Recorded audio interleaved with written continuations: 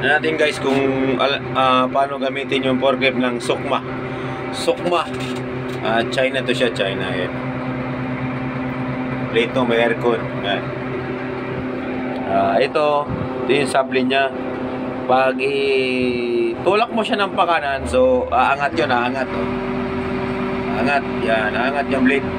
Pag itulak mo, bababa. Bababa siya. Okay. Mag-loading na tayo. Mag-loading na tayo. Ayan yun.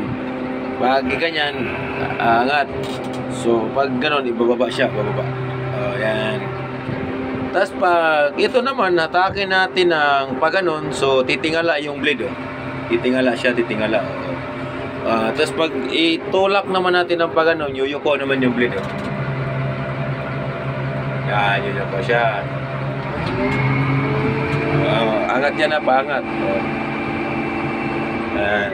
So, ito namang isa, ito yung nag-control sa blade. Pwede kang mag-swing, ganyan, swing sa kaliwa. Pag sa kanan naman, swing sa kanan. Tinan mo. Subukan ko ng swing sa kaliwa. Kaya tinan mo. O, swing. Subukan ko ng swing sa kanan. O, swing. So, ito naman, pag itulak mo pababa, yung blade naman, ang blade naman titiklop pag ganun. Magdikit yung dalawa yan. Alam mo nga, ayan, nagdikit yung dalawa. Yan, pag itulak. Pero pag ito naman, iangat mo pag ganun, yung blade naman bubuka. Ayan mo. Yun, ganyan. Ayan, bubuka siya. So, yan. Yan, nakaano yan sa packet ng D20. Yan.